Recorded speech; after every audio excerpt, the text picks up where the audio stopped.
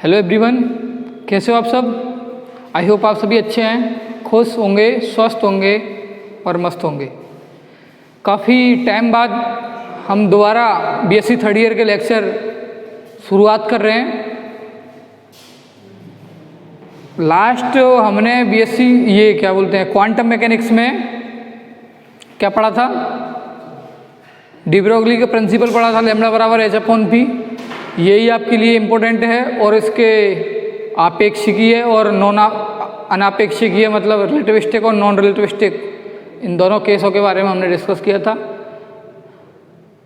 ये तो हुई आपकी पुरानी बात। आज हम जो शुरुआत कर रहे हैं वो है उन फॉर्मूलाज पर बेस्ड क्वेश्चन, क्योंकि आपकी एग्ज़ाम में जो क्वेश्चन आएंगे वो फॉर्मूले वाले आएंगे, फॉर्मूला बेस्ड क्वेश्चन आएंगे डायरेक्ट। तो जो कुछ और आए हुए क्वेश्चन हैं उनको भी डिस्कस करेंगे, कौन कौन से हैं और जिनकी आने की संभावना है उनको डिस्कस करेंगे। तो हम कुछ क्वेश्चन से स्टार्ट करते हैं उससे। तो आप क्वेश्चन लिखो पहला।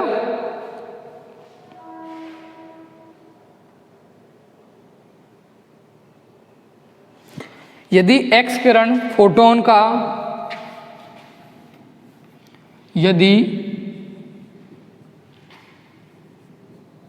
यदि एक्स किरण फोटोन की तरंग दैर्घ्य, वेरी इजी क्वेश्चन स्टार्ट कर रहे हैं सबसे पहले। तरंग दैर्घ्य लैम्बडा इक्वल टू 1 एंगस्ट्रम हो तो संवेग का मान ज्ञात करो। संवेग का मान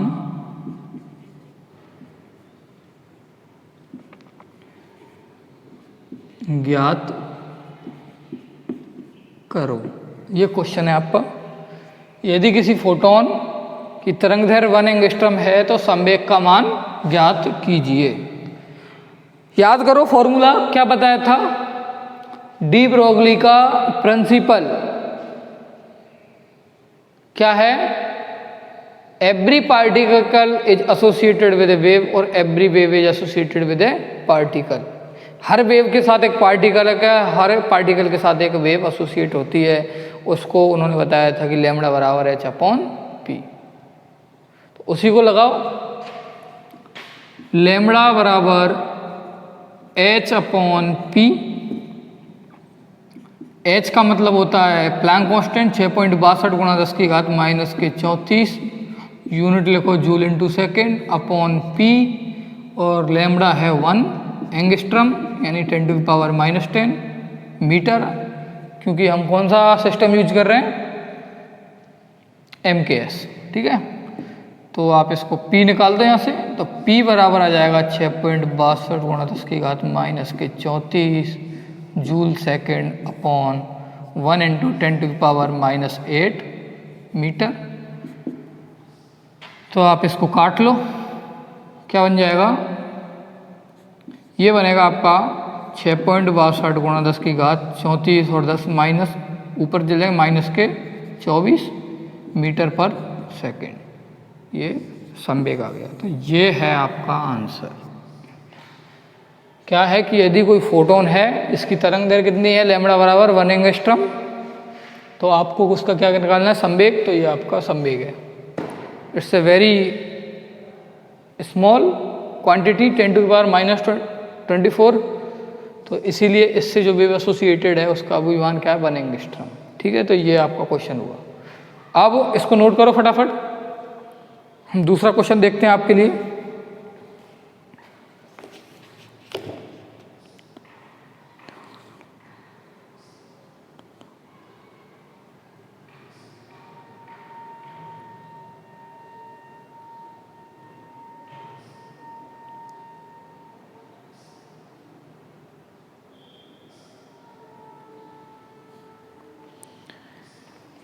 चलो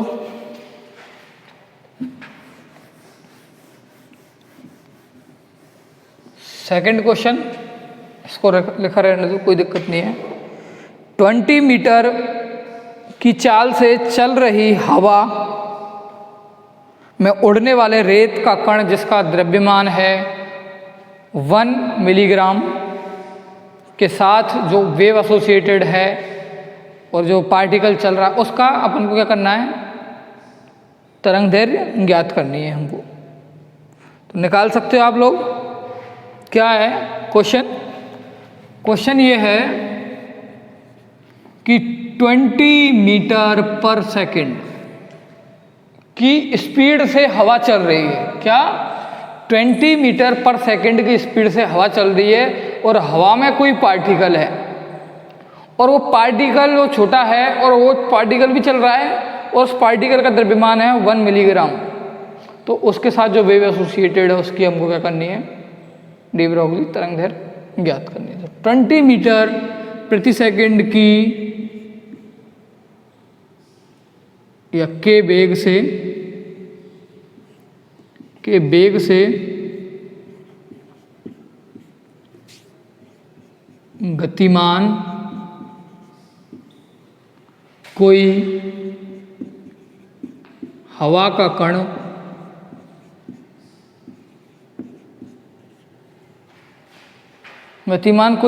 कण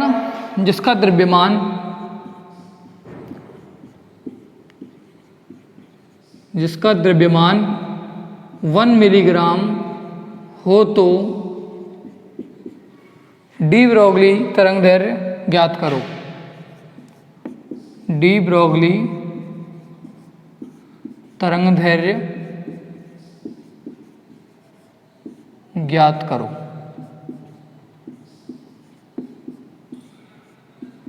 ठीक है, देखो स्पीड क्या है, रिलेटिविस्टिक है नॉन रिलेटिविस्टिक? स्पीड है नॉन रिलेटिविस्टिक 20 मीटर पर सेकेंड, और रिलेटिविस्टिक होती है यानी सी के आसपास। सी कितना होता है आपका 3 × 10⁸ मीटर पर सेकेंड, बहुत कम है, तो आप लगाओ non relativistic case. Non relativistic case में क्या होता है, वही लैम्बडा बराबर h/p। पी नहीं दे रखा हमको, दे रखा है क्या, वेग दे रखा है यानी h/mv, और mv कौन सा, रेस्ट मास। एक ही बात है, गतिशील मास भी निकालोगे तो अप्रोक्सीमेट यही आएगा, क्योंकि हम जानते हैं, वैसे तो हम जानते हैं कि जब भी कोई कण गति करता है तो उसके द्रव्यमान में 100% चेंज होता है, लेकिन वो डिपेंड करेगा कितना चेंज होना है या नहीं होना, वो डिपेंड करेगा उसके वेग पर। वेग m बराबर m0/√1 - v²/c²। अब ये बहुत कम है वेग, तो अगर ये ज़्यादा क्वांटिटी है, ये है आपका कम और ये है आपका अधिक, ये बहुत कम है, ये अधिक है, तो ये इसमें से बहुत कम आएगा आंसर। जैसे 1/100 है ना, इस टाइप से तो बहुत कम आएगी ये क्वांटिटी, और इसको आप 1 में से माइनस करोगे तो कोई 1 क्वांटिटी किसी 1 में से आप बहुत कम को माइनस करोगे तो अप्रॉक्सीमेटली 1 लिख सकते हैं हम। और तो इसका m बराबर m0, तो क्या हो जाएगा, जब v much less than c, जब वेग क्या होता है v much less than c, तो m बराबर लगता है आपका m0। ठीक है, तो लगा दो यहाँ पे वही m0। h है प्लांक कांस्टेंट 6.62, कई बुको आपको 63 भी लिखते हैं, कोई फर्क नहीं पड़ता उससे। जूल इंटू सेकेंड अपट्टे m द्रव्यमान कितना है 1 मिलीग्राम 10⁻, ये कितना हो गया ग्राम, m की s यूज कर रहे हैं, ये तो हो गया आपका ग्राम, और मिली 10⁻³ और है ना, इंटू 20 मीटर पर सेकेंड। सोल्व कर लो इसको, क्या बनेगा, ये सोल्व कर लोगे भाई, ये बनेगा 3.31 × 10⁻⁻34, और ये हो जाएगा आपका क्या 10⁻+6। यानी 3.31 इंटू 10 टू की पावर माइनस के कितना बनेगा ये बताओ 28 मीटर। ये लैम्बडा यही आता है क्या? सही है। हाँ एक पावर की गड़बड़ है। कहाँ है देखो ये 20, ये मैंने इसको काटा 2 से, इसको 6 पॉइंट को एक जीरो और है, एक जीरो और ऊपर कम तो ये हो जाएगा आपका 29, क्योंकि एक जीरो और ऊपर जाएगी तो 29। तो ये आपके आसपास वैल्यू आएगी। ये एक पावर के इसके ध्यान रखना, तो ये आएगी आपकी डी ब्रोगली तरंग दैर्घ्य। ये क्वेश्चन हो गया 2। ऐसे ऐसे क्वेश्चन आपके आएंगे। अब ये तो आपका बेसिक लेवल हुआ, हम इससे कुछ अपर क्वेश्चंस करते हैं, जैसे कि इनको नोट करो फटाफट आप। और आपके लिए हाँ सबसे बढ़िया क्वेश्चन आ रहा है आपके लिए,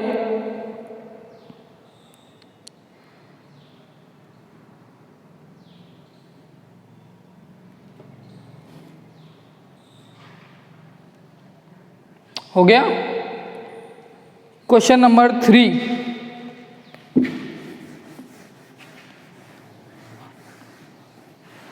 हंड्रेड केईवी ऊर्जा के इलेक्ट्रॉन की डी ब्रोगली तरंग दैर्घ्य ज्ञात करो। समझ रहे हो? क्वेश्चन नंबर 3 क्या 100 केईवी किलो इलेक्ट्रॉन वोल्ट, 100 केईवी ऊर्जा के इलेक्ट्रॉन की डी ब्रोगली तरंग दैर्घ्य ज्ञात कीजिए। ज्ञात करो। करो एक बार सब खुद करो फटाफट।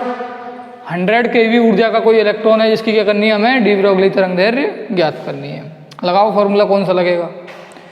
केवी ऊर्जा है इलेक्ट्रॉन की 100 केवी, फॉर्मूला लगाओ निकालो भाई।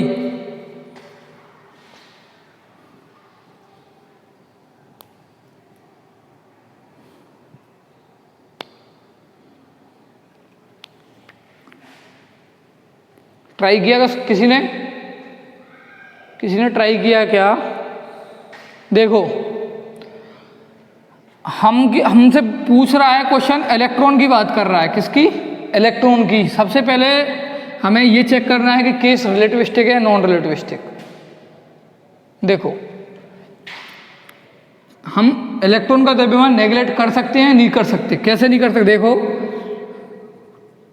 इलेक्ट्रॉन की बात कर रहा है, हमें इलेक्ट्रॉन की रेस्ट मास एनर्जी, यहां लिखो rest mass energy of electron equal to क्या होता है m0c²। यही तो होती है रेस्ट मास एनर्जी। m होता है 9.1 गुणा 10 की घात माइनस के कितना होता है 31। इलेक्ट्रॉन का द्रव्यमान 9.1 गुणा 10 के माइनस 31 किलोग्राम। और c होता है कितना 3 गुणा 10 की घात 8 का स्क्वायर। जब आप इसको सॉल्व करोगे तो आपको याद रखना है कितना आता है 0.511 MeV मेगा इलेक्ट्रॉन वोल्ट। और KeV में लिखोगे तो 511 KeV। इलेक्ट्रॉन की रेस्ट मास एनर्जी होती है कितनी 511 KeV किलो इलेक्ट्रॉन वोल्ट। ऐसे ही आपको सबकी याद रखनी है। अगर बात इलेक्ट्रॉन की हो रही है ये, अगर वो क्वेश्चन पूछे आपसे कि रेस्ट मास एनर्जी, याद रखनी है आपको ये rest mass energy of proton. Proton की कितनी होती है वही m0c²। प्रोटॉन का द्रव्यमान 1.67 10 टू की पावर -27 और वही 3 गुणा 10 की घात 8 मीटर पर सेकेंड स्क्वायर। जब आप इसको सॉल्व करोगे तो क्या आएगा, ये कितनी आती है प्रोटॉन की 938 MeV, 938 MeV किसकी आती है? ये प्रोटॉन की। इलेक्ट्रॉन की 511 keV है ये है MeV, मेगा इलेक्ट्रॉन वोल्ट, ये है किलो इलेक्ट्रॉन वोल्ट। इनमें और इसमें कितने का अंतर? 10⁻³ का अंतर है। आप याद रखो एक बात, इलेक्ट्रॉन होता है या प्रोटॉन यानी MP, mass of proton. Electron का मास होता है Me से 1836 गुना बड़ा होता है। कौन? प्रोटॉन। प्रोटॉन इलेक्ट्रॉन के द्रव्यमान से 1836 गुना भारी होता है। कौन? प्रोटॉन। तो जिसका द्रव्यमान ज़्यादा होगा वो ऑब्वियस सी बात है एनर्जी भी उसकी ज़्यादा होगी। तो ये अप्रोक्सीमेटली इसकी 1836 ही है ना। तो ये इसकी क्या है? ऊर्जा प्रोटॉन की। ऐसे ही न्यूट्रॉन की पूछ ले,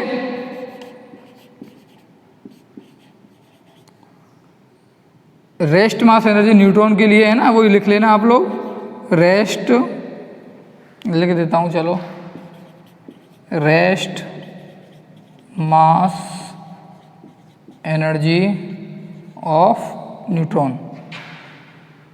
ये जब आप इसको सॉल्व करेंगे, न्यूट्रॉन के द्रव्यमान में प्रोटॉन के द्रव्यमान में माइनर सा डिफरेंस रहता है। यहाँ पे 1.6732 आता है, 1.68 आता है वहाँ पे। ये 1.67 है, 1.68 है ना। तो माइनर सा डिफरेंस आता है। जब इसको सॉल्व करोगे तो ये आएगी आपकी कितनी? इसी की तरह सॉल्व करोगे तो 939 MeV। तो ये याद रखनी है आपको। किसकी? इलेक्ट्रॉन 511 keV है, लेकिन 938 और 939। अब देखो हमें क्वेश्चन, हमें तीनों की निकालेंगे हम। यही क्वेश्चन हम सबके लिए करेंगे और वेरी इंपॉर्टेंट क्वेश्चन है ये। यहाँ पे ऊर्जा अलग अलग देगा आपको यहाँ पे, और पूछेगा डी ब्रोगली तरंगदैर्घ्य ज्ञात करो। कभी पूछेगा इलेक्ट्रॉन की, कभी पूछेगा प्रोटॉन की, और कभी पूछेगा न्यूट्रॉन की। वेरी जो ज़्यादा, सबसे ज़्यादा चांस है, मोस्ट प्रोबेबल है, वो है इलेक्ट्रॉन और प्रोटॉन। सबसे पहले आप देखो इलेक्ट्रॉन की बात कर रहा है। इलेक्ट्रॉन की ऊर्जा काइनेटिक एनर्जी कितनी है? 100 keV। इलेक्ट्रॉन की काइनेटिक एनर्जी कितनी है? 100 keV। क्या ये इसके पास है या बहुत दूर है? क्या हम इसके कंपैरिजन में, रेस्ट मास एनर्जी के कंपैरिजन में इसको नेगलेक्ट कर सकते हैं क्या? या इसके लिए इसको नेगलेक्ट कर सकते हैं क्या? नहीं कर सकते, क्योंकि ये दोनों एक दूसरे के पास है या कंपेरेबल है। हाँ, यहाँ पे होता 1 keV और यहाँ होता सर 1, और यहाँ होता 1 इलेक्ट्रॉन वोल्ट बोल देता, और यहाँ से पूछता रेस्ट मास एनर्जी, तो हम उसको नेगलेक्ट कर देते, हम डायरेक्ट लगा देते फॉर्मूला। लेकिन अब क्या है, केस थोड़ा उलझा हुआ है। उलझा हुआ कैसे? यहाँ पे तो रेस्ट मास एनर्जी भी है और इसकी काइनेटिक एनर्जी भी है। तो आप याद करो, जब भी एक कंपेरेबल का केस आ जाए, याद रखो जब भी कंपेरेबल का केस आए, आप एक की वाला क्वेश्चन होगा, उसमें लगेगा रिलेटिविस्टिक फार्मूला। रिलेटिविस्टिक फार्मूला याद है आपको? लैम्बडा बराबर क्या होता है एनर्जी की टर्म्स में? लैम्बडा बराबर hc अपॉन, शायद यही होता है क्या, hc upon √k k + 2m0c², यही होता है क्या? बिल्कुल सही है, hc upon √k k + 2m0c²। k क्या है? काइनेटिक एनर्जी जो क्वेश्चन देगा। m0c² उसकी रेस्ट मास एनर्जी 2 लग रहा है, लेकिन 2 टाइम्स है वो। इस फॉर्मूला ये लगेगा जब भी कंपैरिजन का क्वेश्चन होगा, जब भी एनर्जी कंपेयर होंगी तो ये फॉर्मूला लगेगा। अदरवाइज नॉर्मल E बराबर h न्यू, E बराबर h न्यू, और E टोटल एनर्जी है ना, और इसको लगा दो आप कैसे करके, न्यू बराबर hc/λ, और लैम्बडा निकल जाएगा डायरेक्ट। लेकिन जब भी केस ऐसा आ जाए तो ये लगेगा फॉर्मूला। तो करो भाई इसको, लैम्बडा = h 6.62 10 की घात -34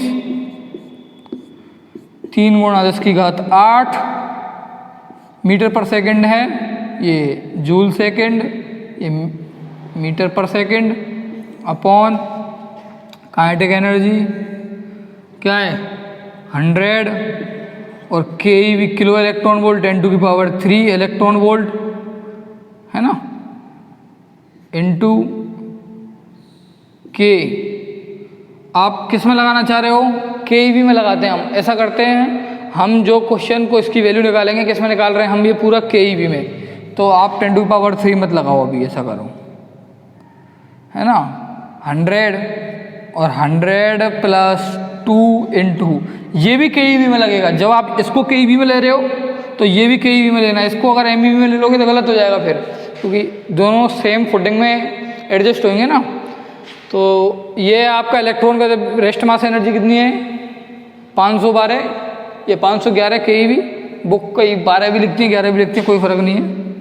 2 इंटू 51 और ब्रैकेट के बाहर लगा दो सबके, क्या है ये सब, के ई वी। ये भी के ई वी और ये भी के ई वी, के ई वी, के ई वी, के ई वी का स्क्वायर, के ई वी और के ई वी, के ई वी का स्क्वायर, और रूट हट जाएगा जब, एक आ जाएगी पावर, और फिर उसको चेंज कर लेना। जब आप इसको चेंज करोगे, इसको आप सॉल्व करोगे तो ये आएगा आपका मान 1. बराबर आएगा 1.24 या 243 इंटू 10⁻⁻6 इलेक्ट्रॉन वोल्ट पर मीटर, ये आएगा। कैसे करेंगे मैं आपको बता देता हूँ। इसको जब सॉल्व करोगे, इसको आराम से इजीली सॉल्व कर लोगे, इसको और इसको सॉल्व करोगे, इसका मान ये आएगा के ई वी स्क्वायर। के ई वी स्क्वायर का रूट लगेगा तो आएगा के ई वी, समझ रहे हो ना, के ई वी स्क्वायर। जैसे ये आपने कुछ भी आया, ये आपका कुछ भी आया, और आप जब इसको सॉल्व करोगे तो ये जैसे मान लो कुछ भी आया, अपॉन के ई वी तो आएगा ना नीचे। ये आपने ये पूरा मैथमेटिकल टर्म सॉल्व कर ली, तो ये मान लो ये आया ब्रैकेट के अंदर, और ये आएगा के ई वी स्क्वायर, उसका रूट लगेगा तो के ई वी। जब आप इसको सॉल्व करोगे तो ये आपका बनेगा क्या, के ई वी को चेंज कर लेना किस में, के ई वी को चेंज में चलो करोगे भाई, के E V kilo electron volt 10⁻³ electron volt. जब इसको सॉल्व करोगे तो ये आंसर आएगा, ठीक है। तो ये आप सॉल्व कर लेना। ये आपके 2 क्वेश्चन हो गए, 3 सॉरी।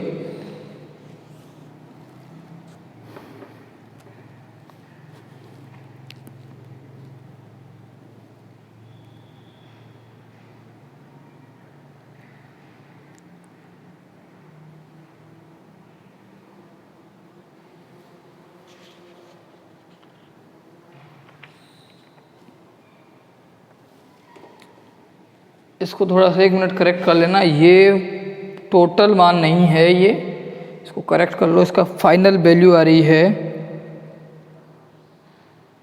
0.037 एंगस्ट्रम, क्योंकि लैम्बडा हमें एंगस्ट्रम में चाहिए। अब देखो इसको सॉल्व कैसे करना है, आपको फिर बता देता हूँ मैं। करना क्या है, H1C वगैरह रख लिया, के ई वी आएगा जैसे ब्रैकेट अपॉन के ई वी, है ना, रूट हट के के ई वी आ गया। तो जब आप इसको सॉल्व करोगे तो bracket upon kilo 10⁻³ into electron volt. थोड़ा जगह बना देता हूँ आपके लिए, आप ये मत सोचना मैं करूँगा इसको, मैं नहीं कर रहा इसको सॉल्व। मैं फिजिक्स पढ़ाने आया हूँ, ना कि मैथमेटिक्स, ठीक है। लैम्बडा इक्वल टू, ये आपने गुणा भाग करके सब सेट कर लिया, ये मान लो ब्रैकेट के अंदर आ गया, अपॉन ये है आपका अंडर रूट के ई वी। तो रूट हटेगा तो क्या है, के ई वी। तो ब्रैकेट अपॉन किलो की जगह 10⁻³ और इलेक्ट्रॉन वोल्ट, यानी ब्रैकेट अपॉन 10⁻³ और इलेक्ट्रॉन वोल्ट यानी 1.6 × 10⁻⁻19। एक इलेक्ट्रॉन वोल्ट कितना होता है, 1.6 × 10⁻⁻19। अब इसको जब आप सॉल्व करोगे ना तो और एंगस्ट्रम में जो वैल्यू निकल के आएगी 0.0371 एंगस्ट्रम, ये निकल के आएगी, ठीक है। तो इसको देख लेना एक बार, मैंने समझा दिया है क्या करना है। अब नेक्स्ट क्वेश्चन ले रहा हूँ मैं आपके लिए। क्वेश्चन है, अब ऐसा करते हैं, प्रोटॉन का ले लेते हैं। 1 MeV के प्रोटॉन के लिए क्वेश्चन लिखो, यही क्वेश्चन है, ऐसा कैसा है। क्वेश्चन 4, 1 MeV ऊर्जा के प्रोटॉन की डी ब्रोगली तरंगदैर्घ्य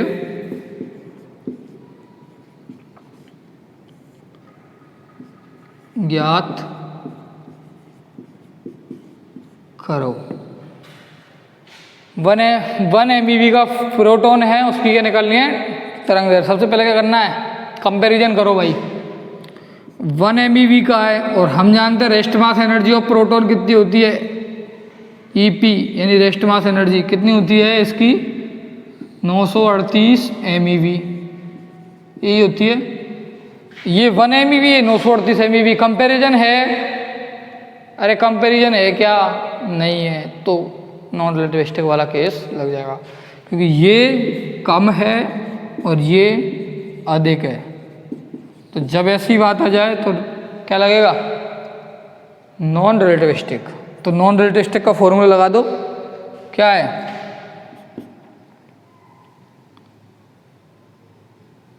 लैम्बडा बराबर H/P, M दे नहीं रखा।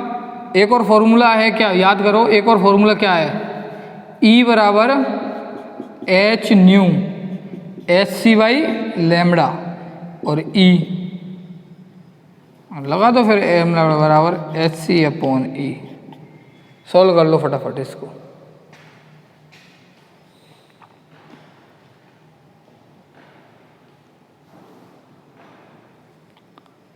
सॉल्व कर लो इसको बेटा।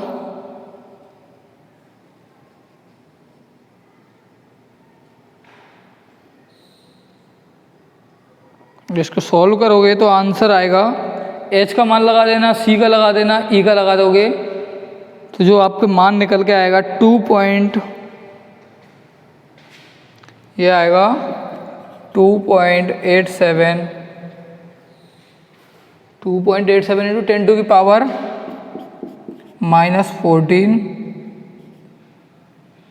एंगस्ट्रम, ये आएगी वैल्यू 1 MeV के। आप इसको ऐसे भी कर सकते हो, कैसे, लैम्बडा बराबर H/P और H/√2m के, ये भी तो बताया था ना, इससे भी कर लेना, ठीक है। 6.62 इसको मान लगा देना, -34/√2m इलेक्ट्रॉन का द्रव्यमान, प्रोटॉन का द्रव्यमान, -27, के का मान 1 MeV mega electron volt. Root को सॉल्व कर लेना, यही आएगा।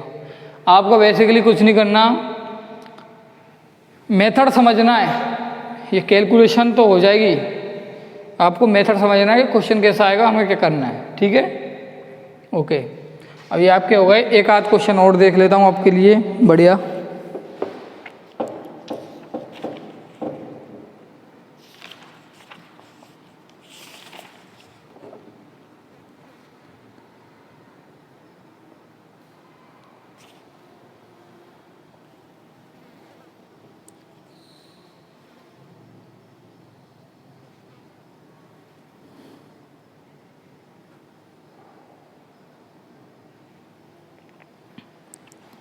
अच्छा क्वेश्चन है, 2 क्वेश्चन करवा दूंगा, चलो आपके लिए 2 क्वेश्चन मिल गए बढ़िया से।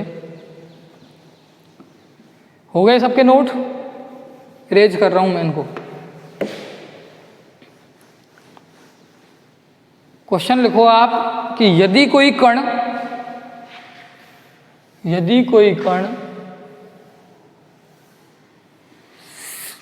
C/√2, यदि कोई कण C/√2 वेग से गतिशील है, क्वेश्चन है यदि कोई कण c/√2 वेग से गतिशील है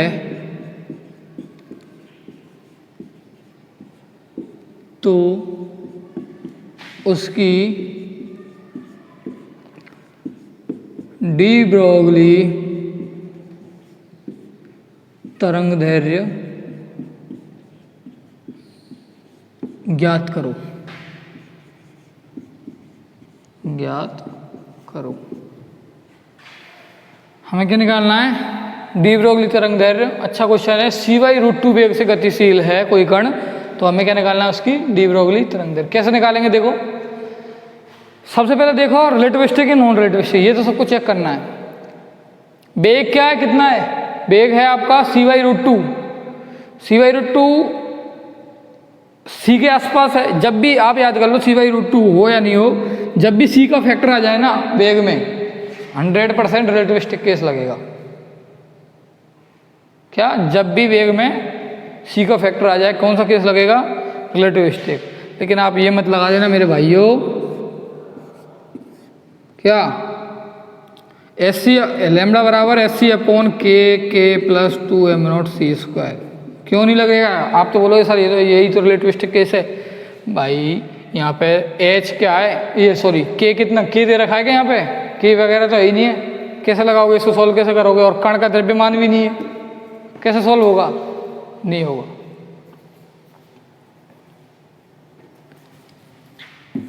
तो कैसे सॉल्व करेंगे? इसका जो आंसर निकल के आएगा ना वो बहुत इंटरेस्टिंग है। देखो क्या, हम जानते हैं लैम्डा बराबर h/p। लैम्डा बराबर h/p और h जैसे का तैसा p बराबर mv। और जब केस रिलेटिविस्टिक की बात करें, जब केस किसकी बात करें? रिलेटिविस्टिक की, तो m बराबर m0 upon under the root, upon को मैं ऊपर दे रहा हूँ, 1 - v²/c² और v, यही होता है। जब केस रिलेटिविस्टिक की बात करें तो m बराबर m0 under the root, upon में है ना, अंडर द रूट 1 - v²/c², ऊपर पहुंच गया। ये देखो लैम्डा बराबर h/m0, तो वैसा का वैसा। v कितना दे रखा है वेग? c/√2 under the root 1 - c²/2/c²। c/√2 के लिए c² और √2 2।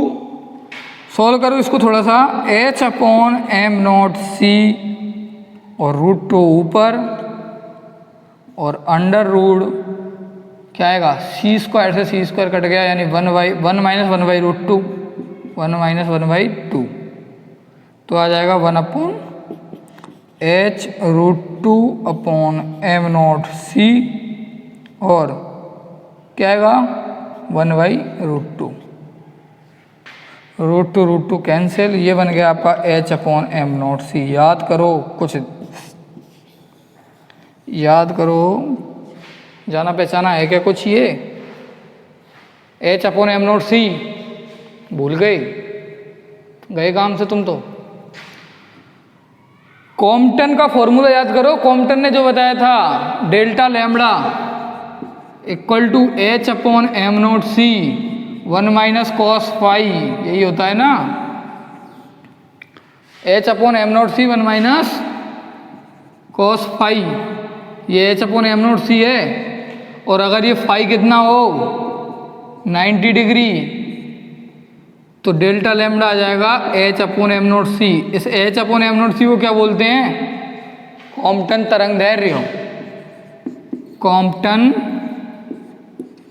तरंगदैर्घ्य h/m0c कॉम्पटन तरंगदैर्घ्य। मान बताओ इलेक्ट्रॉन के लिए। मान कॉम्पटन तरंगदैर्घ्य का 0.0242 एंगस्ट्रॉम, याद है इलेक्ट्रॉन के लिए। तो ये जब आएगी निकल के, अगर कोई कण c/√2 वेग से गतिशील होगा तो जो उसकी डी ब्रोगली तरंगदैर्घ्य होगी, यानी कि डी ब्रोगली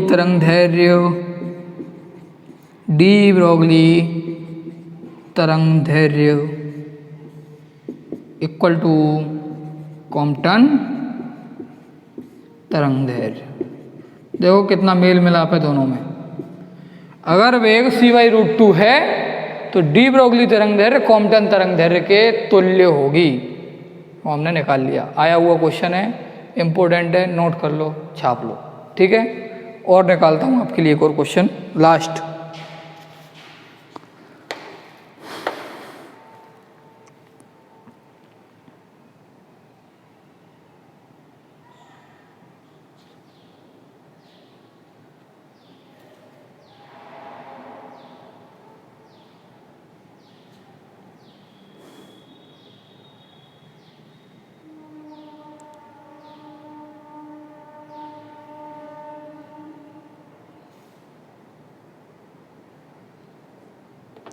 लिखो भाई।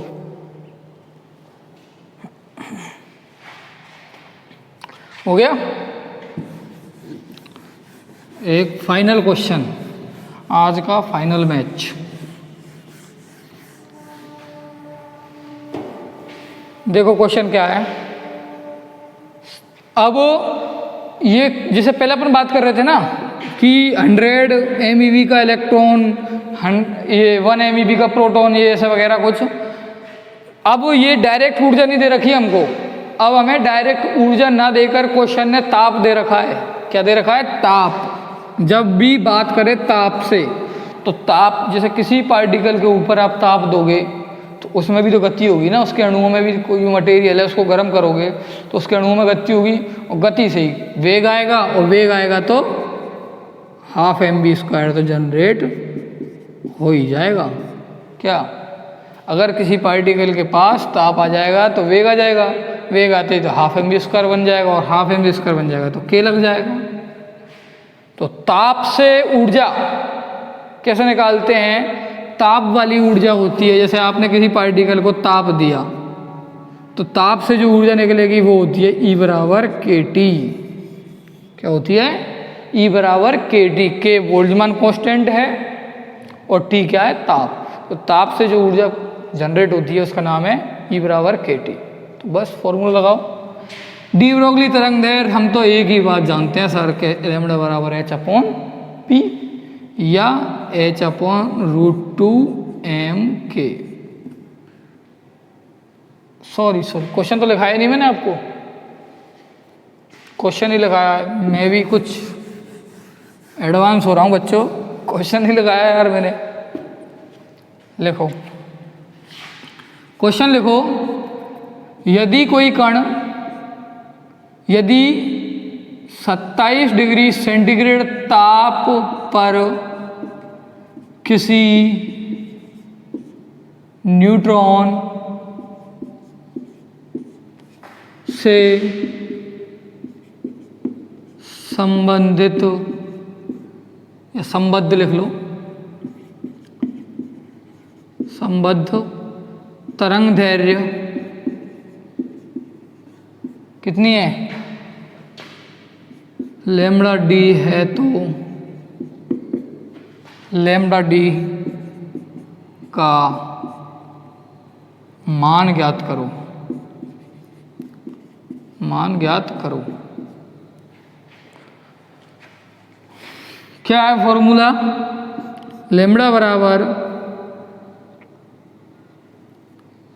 h/√2me, लैम्ब्डा बराबर h/√2me।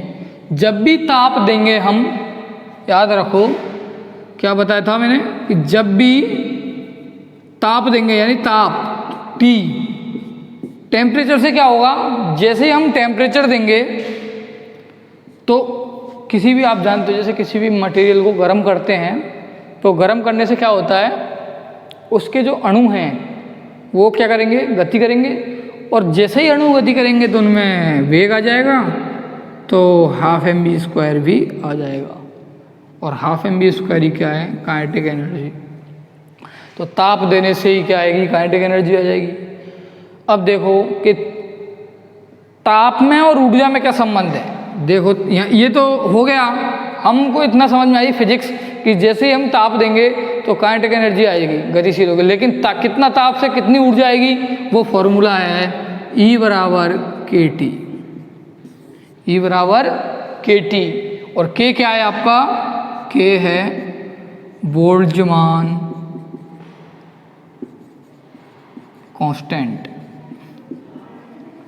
और T क्या है? ताप। लगा दो इसको फॉर्मूले में, 6.62 10 की घात माइनस के 34 अपॉन √2m और E की जगह KT। 6.62 10 की घात माइनस के 34 अपॉन √2m का मान न्यूट्रॉन है 1.678 into 10⁻⁻27 into K Boltzmann constant. Boltzmann constant की वैल्यू कितनी होती है? 1.38 गुणा 10 की घात माइनस के 23, 1.38 गुणा 10 की घात माइनस के 23 इंटू टेम्परेचर कितना है? 27 डिग्री सेंटीग्रेड। अब याद रखना है, अभी जब भी सेंटीग्रेड में ताप देना तो सबसे पहले क्या करना है, उसको केल्विन में बदल दो। जब भी ताप सेंटीग्रेड में हो क्या बदलना है? केल्विन, और केल्विन में जोड़ने के लिए 273 से ऐड, केल्विन में जोड़ने के लिए क्या करते हैं? 273 ऐड, तो यानी 273 प्लस 27 यानी कि 300 केल्विन। तो K जो लगेगा यहाँ पे T में, ऐसा भी लिख लो T इन K, ताप किसमें? केल्विन में, यानी कि 300। इसको आपकी श्रद्धा हो तो कर लो सॉल्व, मैं तो इसका डायरेक्ट मान लिखूंगा। मान है इसका डायरेक्ट लिख लो भाई, 1.78 एंगस्ट्रम, 1.78 एंगस्ट्रम ये आएगा इसका मान। तो ये आपके क्वेश्चन हो गए, ये जो इम्पोर्टेंट क्वेश्चन थे तो मैंने सब करा दिए इससे। अब नेक्स्ट हम जो पढ़ेंगे हाइजेनबर्ग का अनसर्टेनिटी प्रिंसिपल, हाइजेनबर्ग का अनिश्चितता का सिद्धांत क्या है, उसके बारे में हम नेक्स्ट वीडियो में चर्चा करेंगे। तब तक के लिए आप इसी वीडियो को देखो और पढ़ाई करो, मस्त रहो, ठीक है, बाय बाय।